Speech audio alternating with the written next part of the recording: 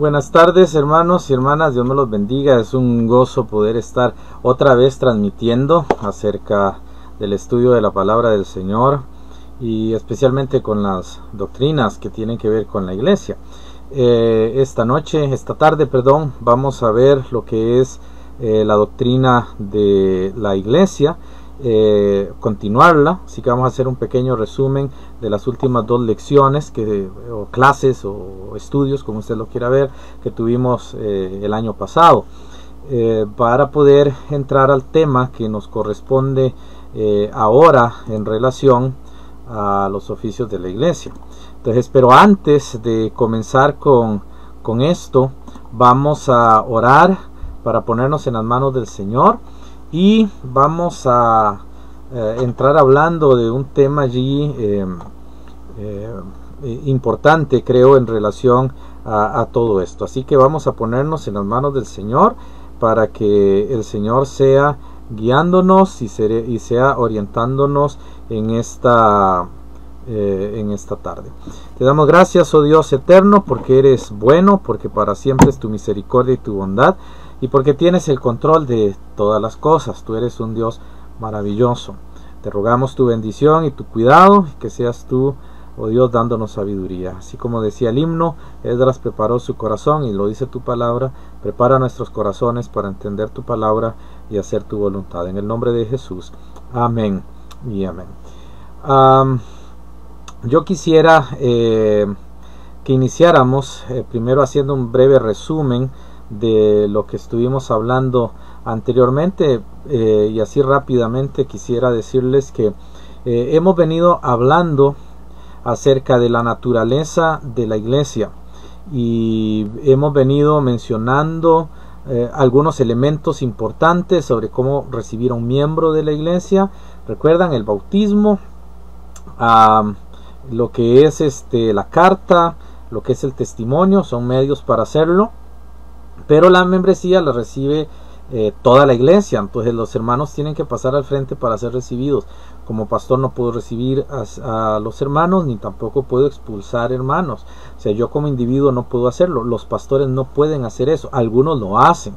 En algunas iglesias pasa eso, pero bíblicamente no es lo correcto. Bíblicamente solo la iglesia local tiene la autoridad de hacer eso. Lo vamos a ver, por cierto, en este trayecto de estudios que nos vamos a ir desarrollando y que vamos a ir ampliando. Entonces, lo que nosotros tenemos ahora es el concepto de una iglesia formada en Jesucristo con un gobierno congregacional, que es lo que vamos a tratar de explicar un poquitito hoy, y vamos también a entrar a la parte de los oficios si nos alcanza el tiempo. Si no, pues bueno, el Señor nos dirá y Él nos va a guiar en aquello que pues debemos hacer. Así que quisiera, antes de entrar a la situación de lo que es un pastor y diáconos y la manera de gobierno de las iglesias, con el permiso de ustedes, quiero hablar de varias cosas así rápidamente y muy esenciales. Cuando nosotros hablamos de denominaciones o hablamos de grupos cristianos, hay varios términos que se hacen una confusión. Hay un término, lo he mencionado muchas veces, lo he explicado muchas veces, sin embargo siempre ha producido controversia y quizás va a seguir haciéndolo por un buen tiempo. Es el término evangélico. El término evangélico tiene dos formas de uso: la forma doctrinal, que es algo que vamos a explicar más adelante, y la forma denominacional, que realmente denominacional no, porque la denominación es lo que me denomina a mí.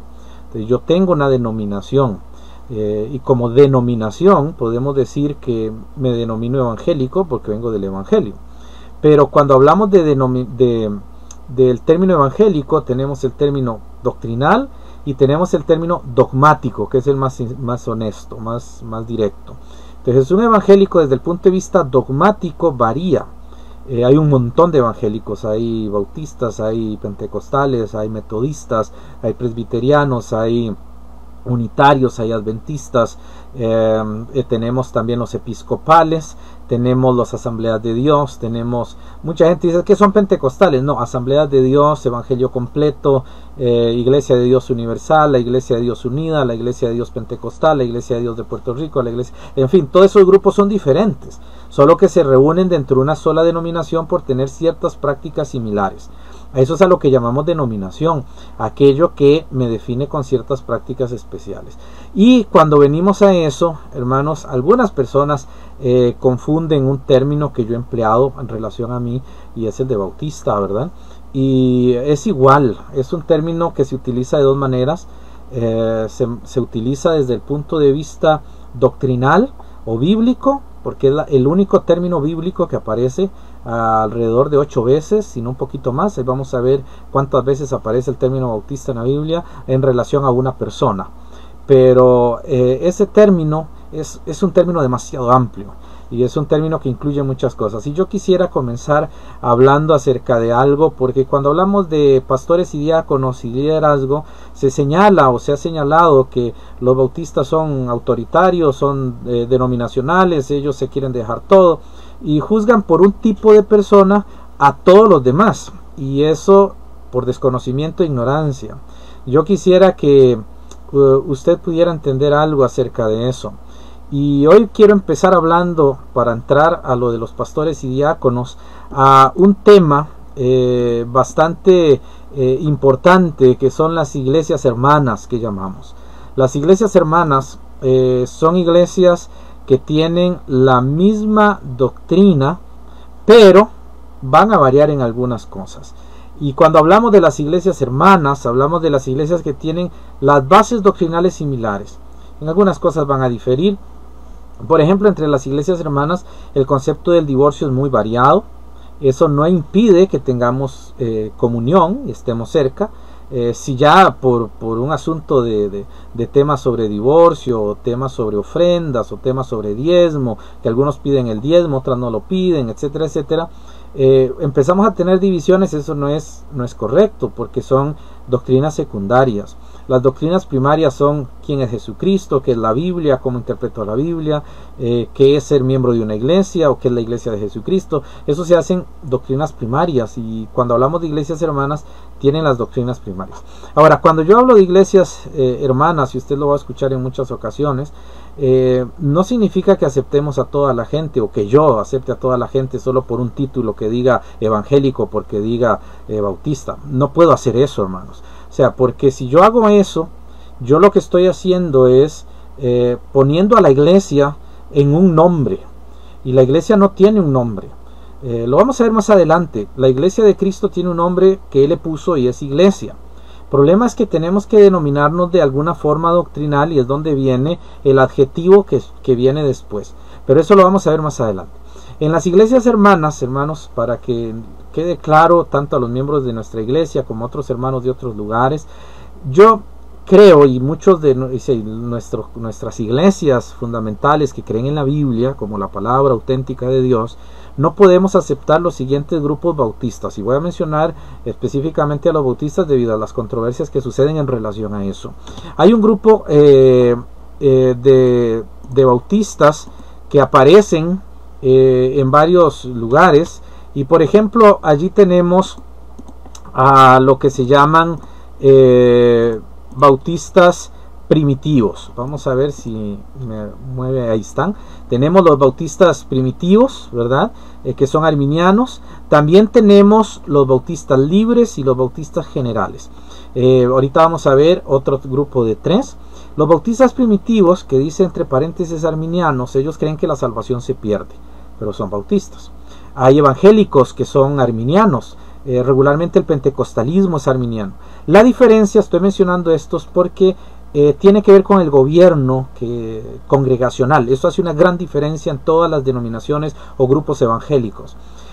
Pero aquí estamos hablando de doctrina. Tenemos a los bautistas primitivos, a los bautistas libres. Los bautistas libres son un poquito diferente en la forma de culto y de doctrina.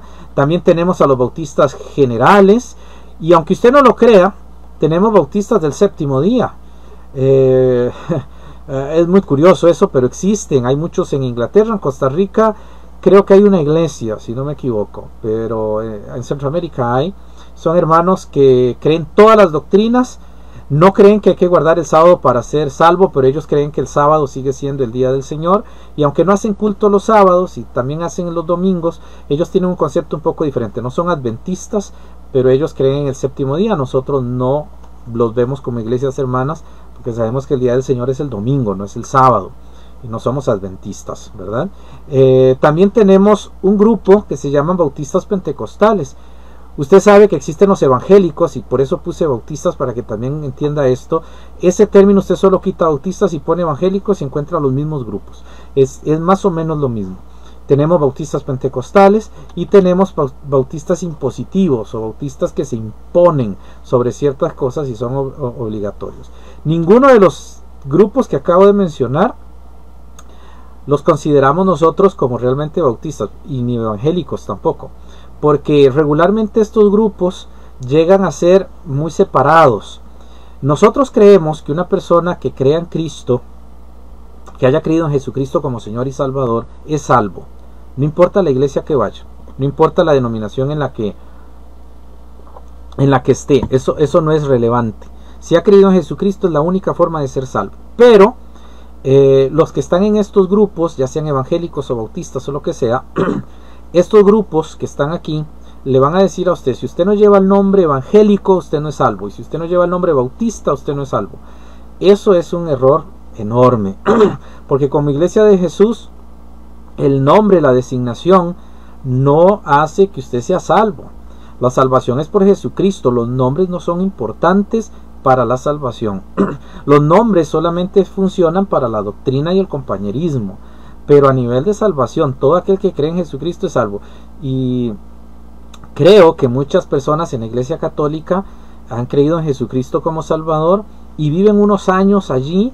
Ellos no salen, hasta con el tiempo se dan cuenta y salen. El Espíritu Santo los conduce al estudio de la palabra y ellos salen. Hay pentecostales que se convierten a Cristo y están en el pentecostalismo, son nuestros hermanos en Cristo, pero hasta que el Espíritu Santo ilumina la parte del corazón, ellos dicen: yo no puedo seguir aquí, yo me tengo que ir, y ellos salen, porque el Espíritu Santo pues dirige a los suyos. Eso sucede con los adventistas, eso sucede con los bautistas de todo esto. La persona individual como tal es salva solo por Jesús, pero los grupos hacen diferencias. Ahora, ¿qué tiene que ver esto con los pastores y diáconos? Esto tiene que ver, hermanos, porque a veces cuando nosotros predicamos acerca de liderazgo de la iglesia, surge algo de esto, y surge un momento, estas cosas, y la gente comienza a tener conflictos con los pastores y los pastores con las iglesias, porque esto confunde mucho. Es que yo soy evangélico, yo soy pentecostal, o yo soy tal cosa, yo soy bautista, yo soy... Hermanos, en la designación esa designa ciertas doctrinas, pero a base de la fe yo no puedo guiarme por eso. Me guío por la palabra de Dios y por el evangelio de Jesucristo. Hay gente que no puede aceptar nuestras doctrinas porque está habituado a la doctrina común y particular que ha tenido toda su vida. Pero cuando usted va a la Biblia hay que cambiar muchas cosas. El ser evangélico no lo hace a usted perfecto, ni me hace a mí perfecto. Yo soy evangélico, como todos los bautistas lo son, como todos los nazarenos, como todos los metodistas, pero eso no me hace perfecto. Lo que me hace perfecto y lo que lo hace a usted perfecto es la palabra auténtica de Jesús. Y eso es importante que nosotros tengamos claro.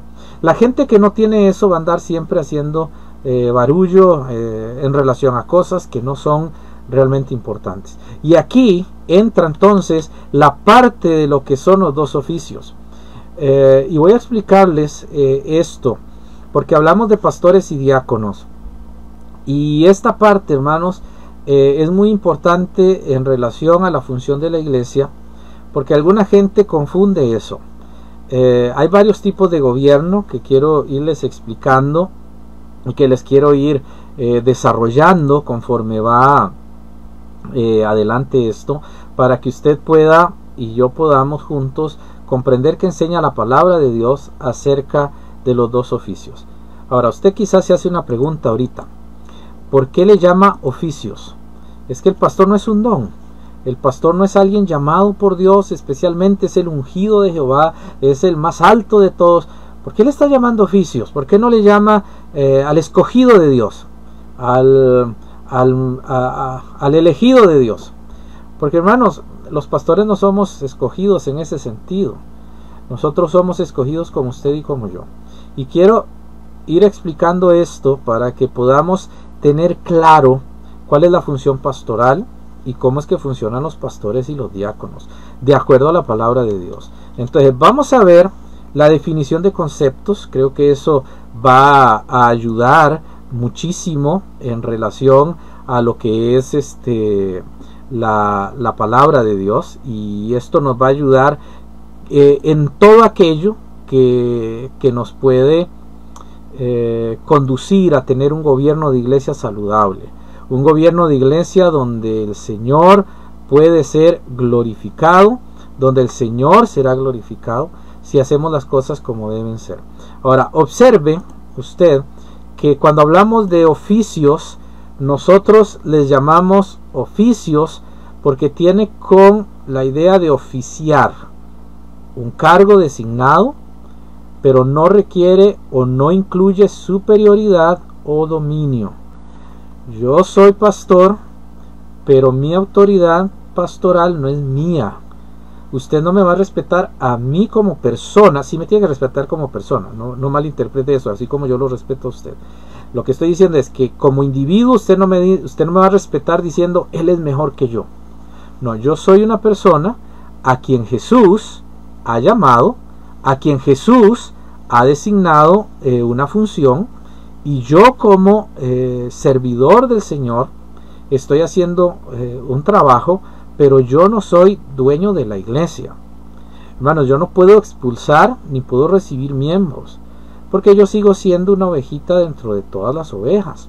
Entonces, esa es la idea de oficio. La idea de oficio es que mi autoridad pastoral recae en la palabra del Señor y recae en el Señor, y la iglesia debe respetar mi autoridad pastoral y la de cualquier otro pastor que esté en sus iglesias respectivas. Usted lo va a respetar no por el individuo que tiene el cargo, sino por el que le ha dado el cargo, que es el Señor. Porque el día que el día que yo como pastor peque, hermanos, ustedes como iglesia tienen que llamarme la atención, me tienen que disciplinar, me tienen que corregir. Si yo tengo pecado, no significa que soy intocable, sigo siendo una oveja del buen pastor, nuestro Señor Jesús. Todo pastor debe entender que debe ser santo, debe ser respetado, debe ser honrado, pero él debe vivir una vida de santidad, y él no debe tomar dominio sobre la iglesia, como lo vamos a ver más adelante. Entonces, por eso le llamamos oficios. Diáconos y pastores son oficiales de la iglesia, pero no son... el término líder es muy complicado, porque el líder regularmente, aunque se habla de que el que guía y toda esta cosa, regularmente el líder tiene el concepto de dominio. Le domina a usted. Usted tiene que hacer tal cosa, es que usted tal otra. El pastor dirige, el pastor es un guía, pero el pastor no tiene dominio sobre las heredades del Señor. Ahora, esto es una parte importante, porque el pastor tiene un oficio y los diáconos también. Estos son dos oficios. Recuerdan, los oficiales en la iglesia del Nuevo Testamento son pastores y diáconos. Eso está en Filipenses 1:1, donde dice a los obispos y diáconos. Ahorita vamos a ver las palabras obispo, anciano y eso, pero aquí usted tiene la primera función de los pastores. En las iglesias que llevan nombres evangélicas, protestantes, presbiterianas, bautistas, metodistas, hermanos, eso no designa un buen gobierno, no es eso lo que lo designa, es la palabra de Dios. Y el oficio del pastor entonces va a recibir varios términos: obispo, anciano, pastor. Y usted tiene que estar bien claro en lo que la Biblia enseña, no en lo que nosotros decimos. Yo como pastor no quisiera y no quiero imponer nada a la iglesia. Lo que pasa es que tengo que guiar a la iglesia a la verdad. Yo solo digo la verdad, la iglesia va a tomar las decisiones que debe tomar. Alguien dijo por allí en alguna ocasión que es que manipulamos a la iglesia. Bueno, la manipulación tiene dos lados, la positiva y la negativa. Usted tiene hijos, usted tiene un niño, ¿usted cómo hace para que el niño sea un buen niño?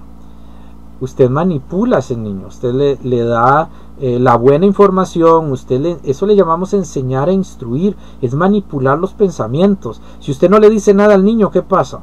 El niño pierde todo el rumbo, no sabe qué hacer con las cosas, tira las cosas, grita, vocifera, llora, patea, golpea, rompe, porque él no sabe qué hacer. Usted tiene que manipular el pensamiento del niño para formarlo. Entonces, eso es bueno. Lo malo es cuando usted manipula el pensamiento del niño para que odie, para que chismee, para que hable mal de otro, para que le diga a otro groserías, eso sí es malo. O sea, la manipulación tiene dos lados, es buena o es mala. Y queramos o no, todos somos manipulados por algo. Mis pensamientos como pastor han sido manipulados por la palabra de Dios y han sido manipulados por las enseñanzas de otros hermanos. Esto es importante. También tenemos dentro de la iglesia predicadores y misioneros, aunque no son oficios designados por la palabra del Señor para administrar la iglesia, son ministerios que se ejercen en la iglesia local. Los predicadores son entrenados por el pastor y luego son ordenados al ministerio por la iglesia. Si el pastor puede formar a alguien, dedicarle el tiempo si esta persona quiere ser formada y la forma, y la puede hacer un predicador, puede conducirlo a ser un misionero, puede conducirlo a ser un futuro pastor, pero si la iglesia no lo ordena, y aquí explico la palabra ordenar, es decir, si la iglesia no le designa la autoridad que Dios le ha dado para que pueda ministrar, yo no lo puedo hacer, ningún pastor lo puede hacer, eso solamente la iglesia del Señor, a no ser que no haya iglesia, la persona donde hay 2 o 3 reunidos en mi nombre, dice el Señor, allí estoy en medio de ellos. Por eso cuando 2 personas comienzan una obra solitos, si no hay una iglesia patrocinadora, pero van con la palabra de Cristo, ellos pueden hacer eso. Pero si ya hay una iglesia, tenemos que ir a la iglesia y respetar la iglesia. Por eso es que la Biblia dice en Filipenses 1:1 que hay 2 tipos de oficios, que son obispos y diáconos. Ellos son servidores de Dios y están al servicio de Dios. Ahora, en esto, hermanos, entran algunas diferencias en cuanto a los gobiernos. Y esto es muy importante que lo veamos, porque cuando nosotros hablamos de los gobiernos, estamos hablando acerca de la manera en que cada iglesia trabaja. Disculpen que ahí apareció la definición de congregacionalista, pero un error de redacción, pero no va a afectar. Vamos a ver primero el gobierno presbiteriano. El gobierno presbiteriano es un gobierno evangélico muy popular en Alemania, en Inglaterra, en Estados Unidos hay mucho de esto, se llaman las iglesias presbiterianas. ¿Qué es una iglesia presbiteriana? Bueno, son iglesias, 1, 2, 3, 4, hasta 1000, 2000, 3000, no sé cuántas, que se reúnen todos los ancianos de cada iglesia. Las iglesias designan ciertos ancianos y ellos designan a un grupo de personas. Estos van y se reúnen con las de otras iglesias y hacen lo que se llama un concilio. Entonces ellos se reúnen en el concilio de ancianos, es una asamblea de ancianos, no es la iglesia, y ellos se reúnen y ellos toman decisiones por la iglesia.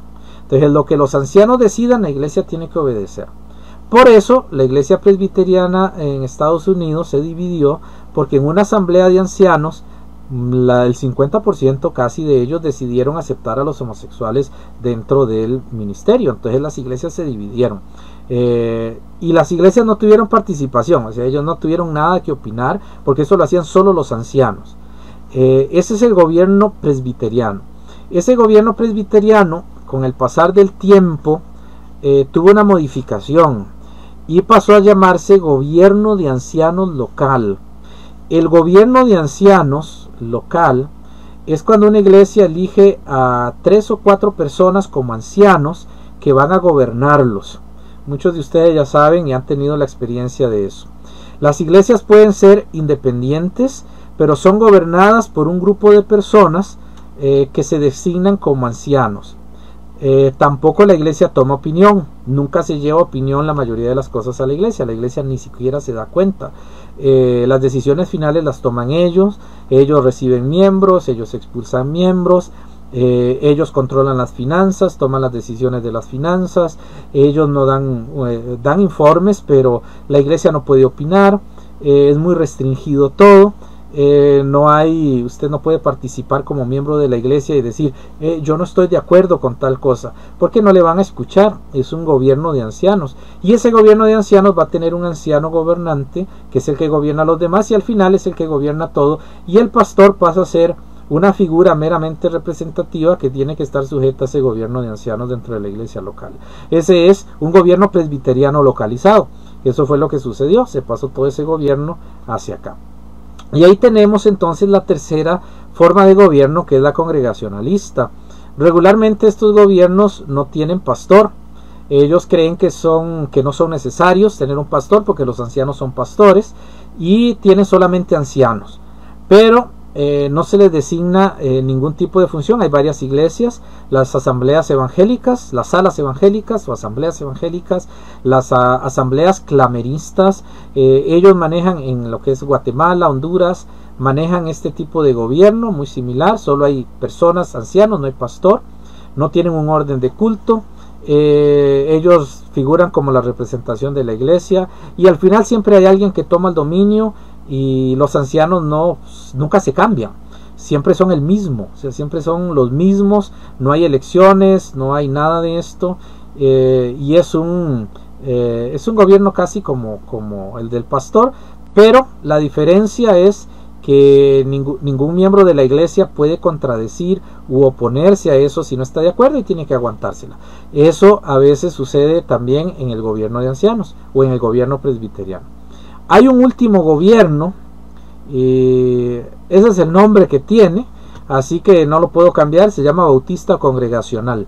Ese tipo de gobierno tiene una forma muy importante. El gobierno recae sobre la iglesia local, sin que por ello elimine al pastor o pastores. Este tipo de gobierno, la iglesia participa en todo. Le llamamos congregacional regularmente, pero fue un gobierno instituido en las iglesias bautistas del siglo III, más o menos, siglo IV tal vez. La iglesia se reúne para tomar decisiones de todo. Entonces la iglesia puede delegar ciertas decisiones que se tomaron en la asamblea a ministerios, pastor o pastores o diáconos, pero ellos no pueden cambiar eso si no hay una asamblea. Entonces ese tipo de gobierno es el gobierno en el que toda la iglesia participa, todos opinan. Es menos práctico que el resto, porque hay que tener todas las mentes juntas y a veces genera ciertos conflictos, es parte de todo el proceso, pero es el más bíblico. Por eso es que cuando hablamos de gobierno congregacional, toda la iglesia participa. La iglesia es la que toma las decisiones, quién se bautiza y quién no se bautiza. La iglesia es la que acepta a los hermanos o los rechaza. La iglesia es la que toma el control absoluto, soberano, de las decisiones mayores. Entonces, cada miembro es tan importante que cada miembro, su opinión vale. Por ejemplo, en nuestra iglesia, todas las opiniones son bien escuchadas, son llevadas a los ministerios, pero siempre tiene que llegar a la iglesia local si son muy significativos para la iglesia, y deben ser tratados a nivel de iglesia local, porque la iglesia es la que tiene el control. Ese es el gobierno congregacional y es el más bíblico de todos.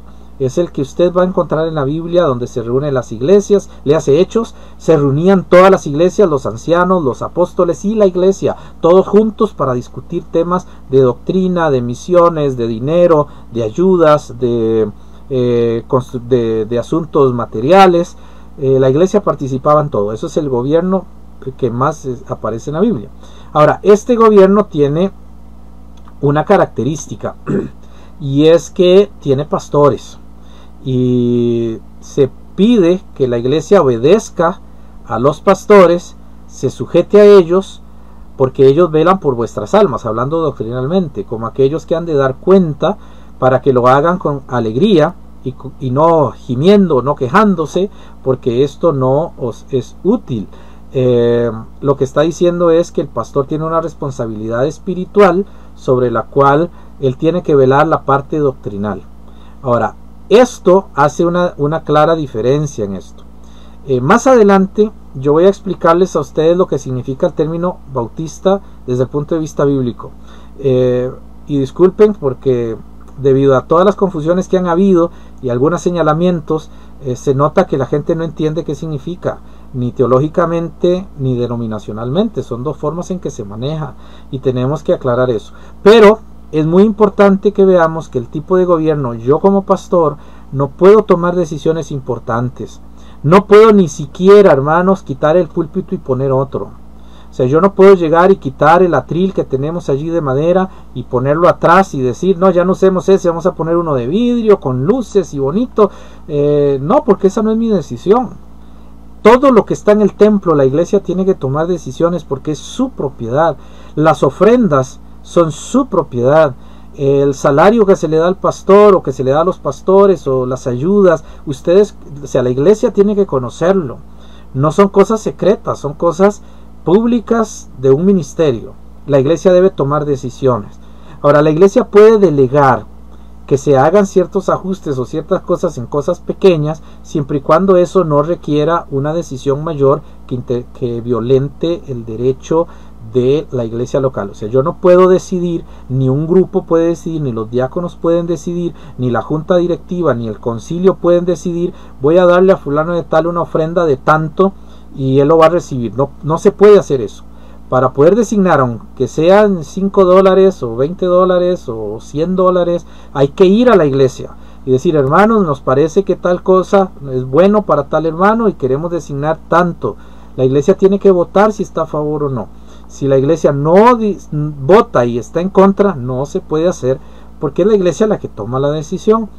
Ya hay cosas designadas como beneficencia que la Biblia regula y que la iglesia regula, entonces no hay que estar tomando decisiones en eso, pero si tiene que cambiarse algo hay que ir hasta la iglesia.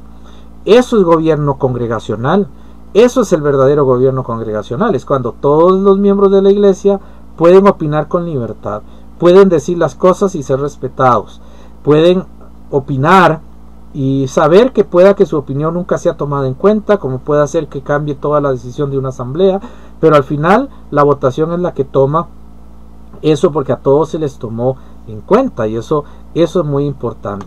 Por eso cuando hablamos de anciano entramos al concepto bíblico de anciano, porque cuando yo voy a hablar de un líder, de un pastor, cuando usted va a hablar de mí como pastor, usted tiene que saber que enseña la Biblia.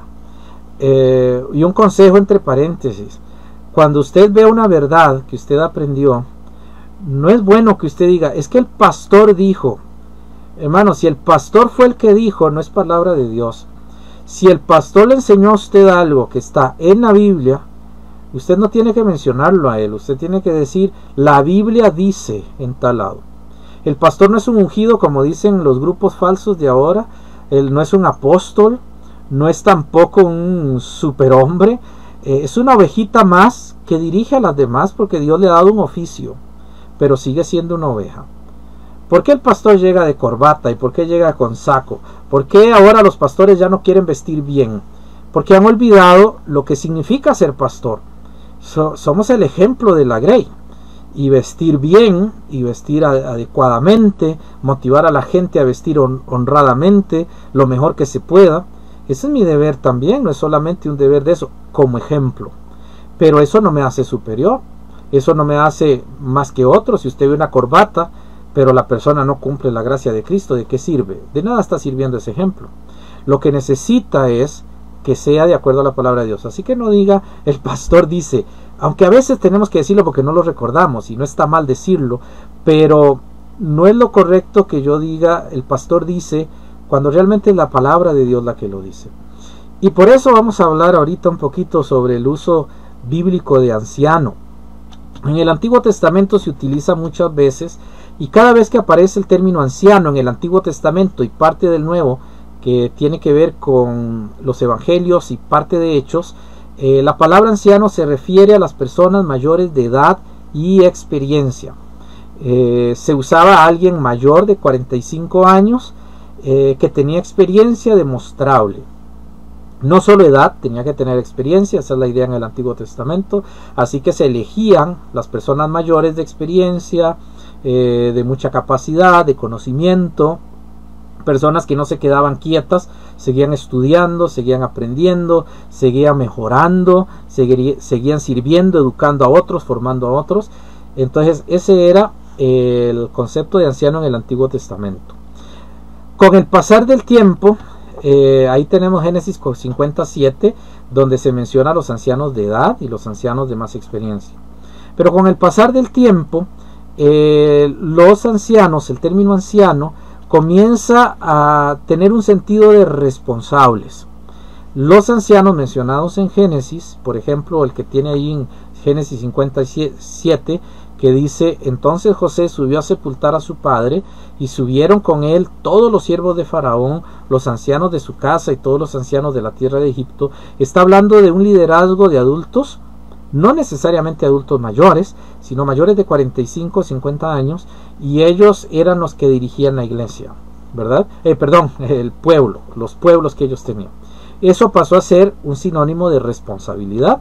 Entonces, regularmente los ancianos se les comenzó a llamar patriarcas, los padres que educan, que forman, que le dan instrucción a las personas, y de allí se empezó a llamar de patriarca. Así se llama Abraham, Isaac, Jacob, Moisés, el profeta Isaías, se les dice en ese sentido patriarca. Ahora hay gente que se llama patriarca, pero es una ridiculez eso. Estoy hablando del término del Antiguo Testamento que ya no aplica a nuestra fecha. También se habla de tribus, o sea, cada grupo era independiente y tenía sus líderes, sus ancianos. Los ancianos nunca se mezclaban y los grupos tampoco. Génesis 49:28 dice: todos estos, hablando de los hijos de Jacob, fueron a 12 tribus de Israel, y esto fue lo que sus padres les dijo, y los bendijo, a cada uno por su bendición los bendijo. Lo que está diciendo es que cada grupo era totalmente separado, nunca se vio como un aglomerado. Aunque en Israel se habla de la congregación de los hijos de Israel, siempre hubo la idea de tribus separadas, y ese mismo concepto con iglesia. Yo puedo decir la iglesia, y usted dice, sí, todas las iglesias las está incluyendo, pero es un término muy general, es el concepto de Israel, muy general. Pero cuando ya se va a especificar, se habla de iglesias locales. No hablamos de iglesia universal, como no existe un Israel universal. El Israel es local, dividido en tribus. Y eso es importante en cuanto al uso de anciano. Eso es lo que significaba anciano en el Antiguo Testamento. Ahora, hay un término primario que se usa varias veces en la Biblia. El sentido primario de anciano en el Antiguo Testamento es alguien que ha vivido más tiempo, ha tenido más experiencias y ha manifestado más sabiduría en el manejo de la vida, de su propia vida y de la vida de los demás, que los que están a su cargo. Ese es el sentido primario.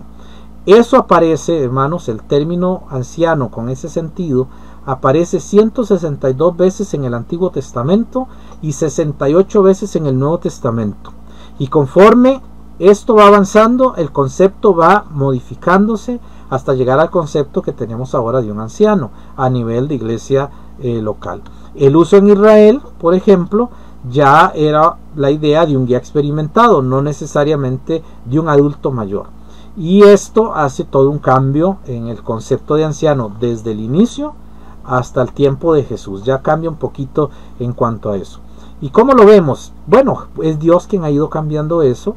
En Éxodo 4, 29 al 30 leemos que fueron Moisés y Aarón y juntaron todos los ancianos de los hijos de Israel. Ellos hicieron eso porque Jehová les dijo: junta a los ancianos. Pero también Jehová había dicho antes: escoge ancianos. Entonces Jehová fue el que puso esa idea. Y dice, juntaron a todos los ancianos de los hijos de Israel, y habló Aarón todas las palabras que Jehová había dicho a Moisés, e hizo las señales delante de los ojos del pueblo. Observe que hay una diferencia entre ancianos y pueblo. Los ancianos son los dirigentes, pero está el pueblo. Dios llamaba a los ancianos como responsables, pero él hablaba a todo el pueblo. Y esperaba de todo el pueblo, no solo de los ancianos la obediencia, no solo de los ancianos la participación, era un asunto de congregación. Ese es el concepto congregación o congregacional. Cuando hablamos de una congregación hablamos de todos. Usted, que usted dice, es que yo qué puedo aportar a la iglesia. Hermano o hermana, usted aporta siempre a la iglesia y debe hacerlo. Usted es parte fundamental. Usted se podría imaginar que una pestaña le dijera a usted, dijera en su corazón: ¿De qué sirvo yo aquí en este ojo si no soy nada, ni me vuelven a ver, solo ven lo brillante de los ojos? Yo me voy a ir. Entonces se retira la pestañita. Y la otra dice lo mismo. Y al final se van todas las pestañas. ¿Qué va a suceder con nuestra vista? Vamos a tener serios problemas de vista. Hay gente que padece de las pestañas y eso genera muchos problemas. Todos somos importantes. Todos dentro del cuerpo de Cristo somos importantes. No importa donde usted esté, no importa si usted tiene una gran función o no tiene una gran función, no importa si es sobresaliente o no lo es tanto, usted sigue siendo tan importante para el Señor porque Él le habla a toda la iglesia. Él está hablando a usted y Él está pidiendo a usted que participe. Eso es gobierno congregacional. Un anciano, desde el punto de vista bíblico, es una persona, hermanos, que disculpen, es una persona que dirige, que conduce, pero que no domina. Simplemente dirige, simplemente conduce y permite que todas las personas tengan libertad de conciencia. Ahora, como el tiempo vuela, hermanos, porque se va rapidísimo, ya tenemos poco tiempo, quiero que veamos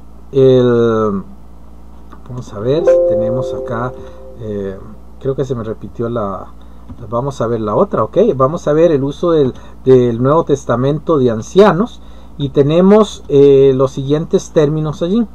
En el Nuevo Testamento se toma el concepto de anciano y empieza a haber un intercambio de términos. En 1 Timoteo 3:1 encontramos la palabra obispo para referirse a quien guía la iglesia. En 1 Pedro 5:1 se le llama anciano a quien guía la iglesia.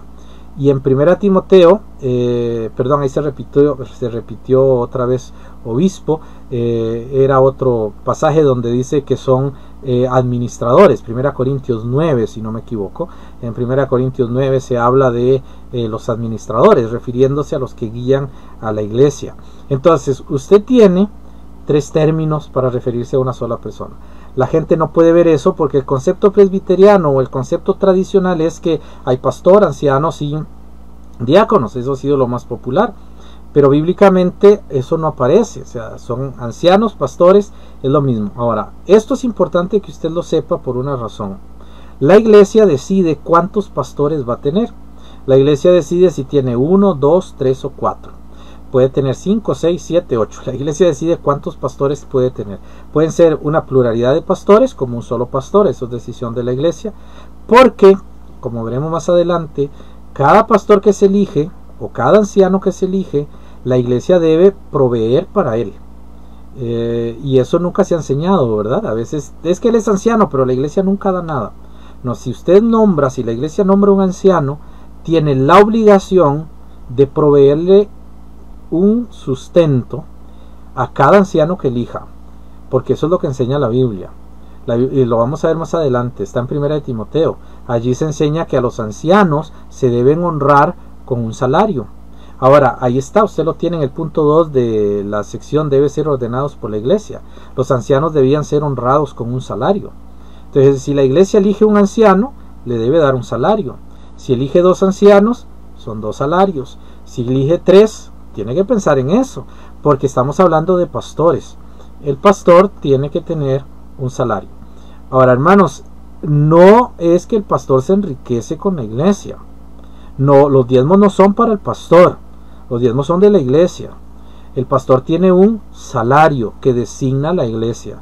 ¿Cuánto designa la iglesia? Eso es decisión de la iglesia y es convenio con el pastor. Pero el pastor verá si le sirve para vivir o no, si él está dispuesto a llevar eso, pero la iglesia debe decidir cuánto se le puede pagar a un pastor. Hay iglesias que quieren pastores sin pagar nada, en contra de lo que la Biblia enseña. Hay iglesias donde el pastor pide de todo y siempre está pidiendo y enriqueciéndose y creciendo y va teniendo muchas posesiones porque está haciéndolo mal también y la iglesia se ha dejado. La Biblia dice que es un salario, eso se determina. Ahora, los ancianos deben ser ordenados por la iglesia y deben ser llamados por la iglesia para que pastoreen en la iglesia, no un concilio, no una junta, no un grupo de personas que pueda decir usted ya no puede ser pastor. Quien puede hacer eso es la iglesia. O sea, el pastor puede renunciar, Pero la iglesia, cuando se reúne y dice, no, ya no queremos que el pastor siga, entonces ellos hacen una votación, y sucede que en la votación que ellos tomaron, porque fue una asamblea que ellos pidieron, ya el pastor no va a seguir. Entonces es una decisión total de la iglesia. La iglesia es la que decide eso, no es un grupo de personas. Entonces la iglesia debe estar en conjunto con eso. Ahora, eso se hace solamente si el pastor no cumple con los requisitos bíblicos, porque en la Biblia el pastor es designado por Dios y solo Dios puede cambiarlo. Pero a veces, por algunas razones que no están bien en la vida pastoral, la iglesia toma la decisión de cambiar al pastor, y eso no está mal, pero tiene que haber todo un proceso que más adelante lo vamos a ver. Ahora, los ancianos o los pastores no debían ser acusados falsamente. Está en 1 Timoteo 5:19. Muchas personas son muy buenas para acusar a los pastores, para señalarlos, para decir lo malo que han hecho, que es esto y que es aquello, pero no tienen ni testigos ni pruebas, y no lo hacen de la manera correcta. Hay un debido proceso en Mateo capítulo 16, que es primero, si usted siente que el pastor, si usted siente que yo tengo algo mal, entonces usted viene a mí como hermano en Cristo y me lo expone. Si yo me arrepiento porque realmente estoy equivocado y cambio, dice Jesús, usted ha ganado a su hermano. Todo tiene que seguir. Ahora, si yo no quiero, entonces usted tiene que llamar a otra persona para que haya un testigo. Y si ya yo no quiero con esos dos testigos, y cualquier hermano, eso con cualquier persona de la iglesia, cuando usted va a solucionar un conflicto y él no quiere, el pastor no quiere o el hermano no quiere, entonces usted llama a 3 hermanos como testigos. Y si ya no puede hacerse algo, usted va a la iglesia y le dice, hermanos, es que esto hay un problema aquí, y se expone ante la iglesia. Es todo un debido proceso. Usted no se puede saltar eso. Eso sería contraproducente, ni yo lo puedo hacer. Todos los que me conocen, por la gracia de Dios, y no lo digo para que usted diga, qué buen pastor, porque realmente tengo muchas cosas que corregir, pero me he esforzado en esa parte por la gracia y la misericordia de Dios. Nunca le he llamado la atención a nadie en público, y ningún pastor que haga lo que Dios dice lo hará, a no ser que tenga ya todo el debido proceso cumplido. Mientras usted haga las cosas como Dios manda, la iglesia no necesita recibir tanta cosa. Y eso es lo que sucede con los ancianos. Por eso los ancianos siempre deben tener a otro hermano que los guíe, a otro pastor experimentado. Las iglesias deben buscar pastores que tengan una sujeción a otro pastor, y este pastor pueda guiarle y orientarle, él pueda respetarlo. Yo tengo a mis pastores, y cada vez que tengo alguna duda y no lo sabemos todo, yo acudo a ellos y hago preguntas, y estos hermanos son mis guías espirituales. No me pastorean en el sentido de que yo soy miembro de sus iglesias, pero yo reconozco que necesito eso y tengo que reconocerlo. Todo pastor debe reconocer la necesidad de otro pastor en su vida, de otro hermano experimentado. Y en la iglesia, gracias a Dios, tengo preciosos hermanos y preciosas hermanas con las que yo puedo consultar y preguntar, y a las que yo sé que cuando hago algo me llaman y me dicen, hermano, mejor no haga esto, hermano, yo creo que es mejor que cambie aquí. Yo tengo que escuchar, es bueno eso. Siempre ocupamos gente de experiencia a nuestro lado. Por eso es importante esto. Ahora, los ancianos deben tener el deber de apacentar el rebaño del Señor. Esto, hermanos, me lleva a una cosa que quiero que usted entienda. Cuando usted elige un anciano, debe ser capaz esa persona de recibir corrección.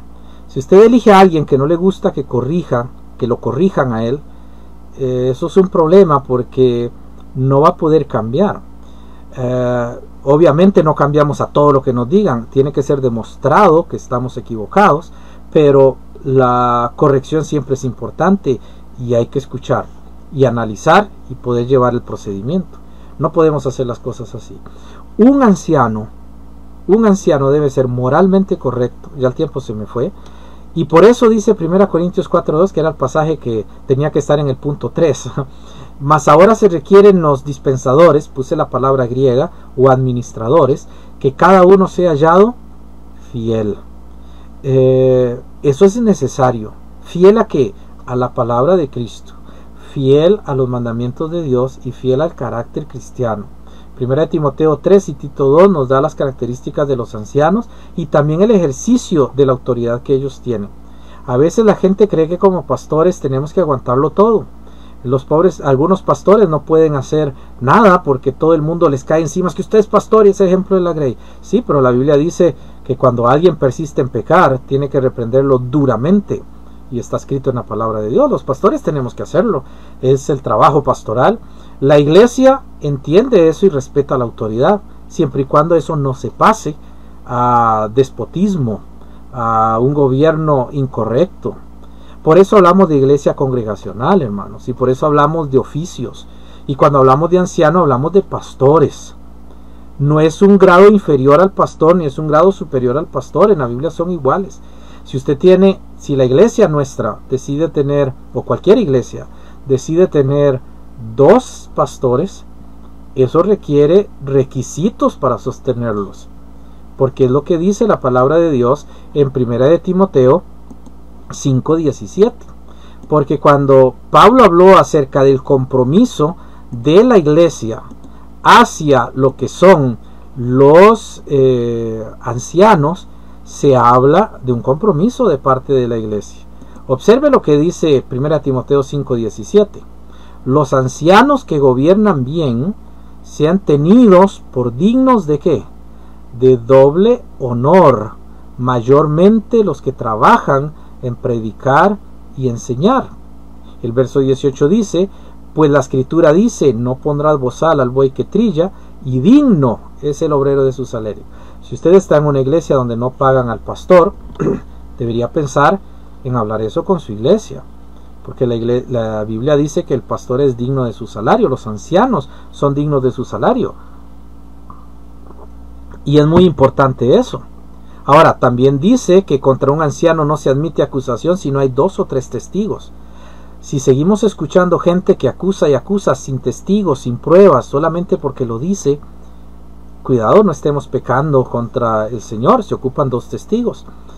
Pero si realmente hay pecado de parte de los ancianos o de los pastores, vea lo que dice el verso 20, a los que persisten en pecar, está hablando de los ancianos, repréndelos delante de todos para que los demás también teman.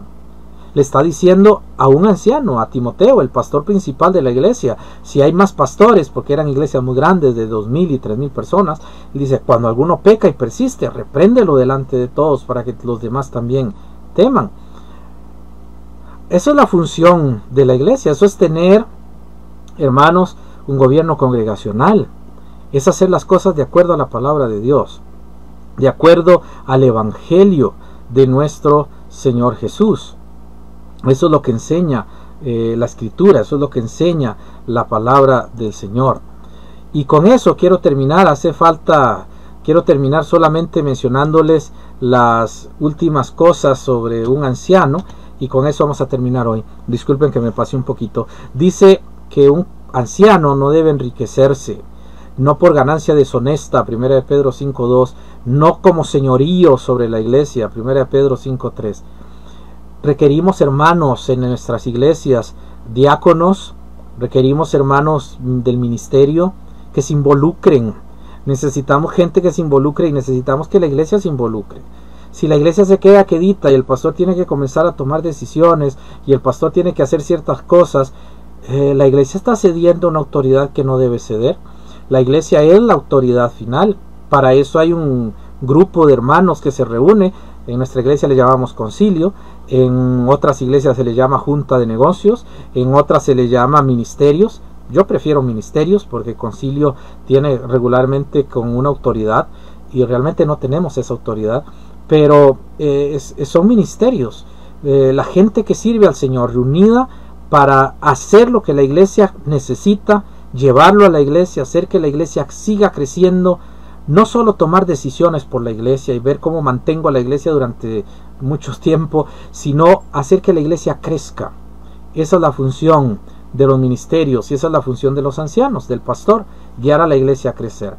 El pastor es un obispo, es un oficial de la iglesia que debe estar capacitado para ejercer un oficio pastoral con una familia ordenada y con sana doctrina bíblica, Biblia, con el contexto, aunque mucha gente dice que el contexto no hay que tomarlo en cuenta y hasta se han burlado de eso, pero si no hay contexto no hay verdad en ningún texto. Cualquier abogado lo sabe, cualquier abogado se lo puede decir, el contexto de las cosas son importantes, cualquier lingüista, cualquier persona en literatura, cualquier profesional, el contexto.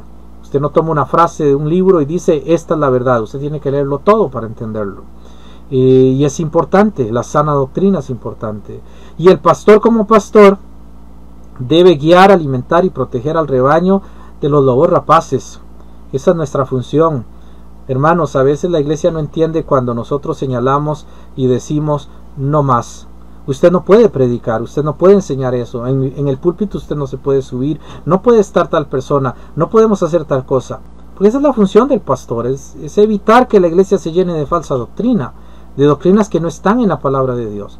Es alimentar al rebaño. Por eso nos esforzamos con formar estudios bíblicos, con traer estudios bíblicos correctos, buscar literatura, tener Biblias, tener lo necesario. Es alimentar al rebaño doctrinalmente. El pastor debe estar seguro de su llamamiento, debe cuidar y corregir la vida de las ovejas y debe disciplinar a la iglesia en el sentido de mostrarle la verdad para que la iglesia siempre vaya en ese camino, pero la iglesia siempre va a tener autoridad final. Hablamos aquí de doctrina, hablamos aquí de la palabra de Dios, esa es la función pastoral. La visitación y todo lo demás, hermanos, tiene que ver precisamente con una función de todos nosotros. Ya eso tiene que ver visitarnos mutuamente, la Biblia lo enseña, que nos debemos visitar mutuamente, llamarnos mutuamente. Eso no es solamente del pastor, eso es algo que debemos compartir entre todos. Pero no llamar para chismear y para decir, vio lo que estaba tal cosa, vio tal... Eso no sirve, reunirnos así no sirve. Es para edificarnos, es para fortalecernos, es para crecer. Para eso está, para eso es la función de la iglesia y del pastor. Para eso estamos, para crecer. Así que hermanos, espero que les haya ayudado esta enseñanza sobre los ancianos y sobre la función que ellos tienen o que tenemos nosotros en la iglesia. No somos dueños de la iglesia, no podemos tomar decisiones sobre la iglesia. La iglesia es la autoridad final, es soberana en sus asuntos, es independiente. Nunca un pastor debe permitir que otra iglesia intervenga, una misión o un misionero o otro pastor se meta en nuestras iglesias a tomar decisiones. No se puede permitir eso. Usted es una iglesia local y la iglesia local debe ser respetada hasta el final. Incluso el pastor suyo, el pastor de su iglesia, no debe tomar decisiones por la iglesia. Todo tiene que ir a la iglesia. Y a veces nos vemos en la obligación de aclarar cosas en el púlpito para que la iglesia pueda tomar las decisiones que le corresponden y que ella pueda entender y vea correctas. Así que hermanos, teniendo eso en mente, nosotros tenemos que servirle al Señor en todo. Y tenemos que agradar al Señor en todo. Y especialmente, hermanos, con esto tan importante que es un ministerio correcto en la iglesia. Su iglesia es congregacional. Su iglesia tiene realmente un ministerio en el que el Señor está siendo glorificado. Apoye ese ministerio. Si su iglesia es congregacional y su iglesia tiene la verdadera forma, apóyela. Y si realmente no está del todo bien, esfuércese para que la iglesia sea congregacional. Es la mejor forma de gobierno, que la iglesia tome decisiones y participe de todo. Eso llamamos discipulado, porque todos ustedes, todos nosotros somos discípulos de nuestro Señor Jesús. Y esto, hermanos, es fundamental en la vida de cada iglesia. Vamos a orar y con eso vamos a terminar. Más bien, disculpen el tiempo con el cual pasamos. Me pasé un poquito. Vamos a orar. Gracias te damos, oh Dios, porque eres bueno, porque tu misericordia es para siempre, porque tu fidelidad está con nosotros y porque nos guardas. Ahora ayúdanos a ser fieles y ayúdanos a hacer tu voluntad, a hacer lo que es correcto. Te pedimos todo esto y te pedimos que nos ayudes a hacer una iglesia, a hacer iglesias de Cristo Jesús, donde todos y cada uno de los hermanos oremos, participemos, seamos un cuerpo, y aunque el pastor o Dios es el guía, que no se enseñoree de la iglesia, que pueda orientar, guiar, que pueda ser respetado como servidor de su iglesia, como servidor tuyo, y que sea, oh Dios, edificada la iglesia con la palabra y la doctrina. Te pedimos esto en el nombre de Cristo y te damos las gracias. Amén y amén.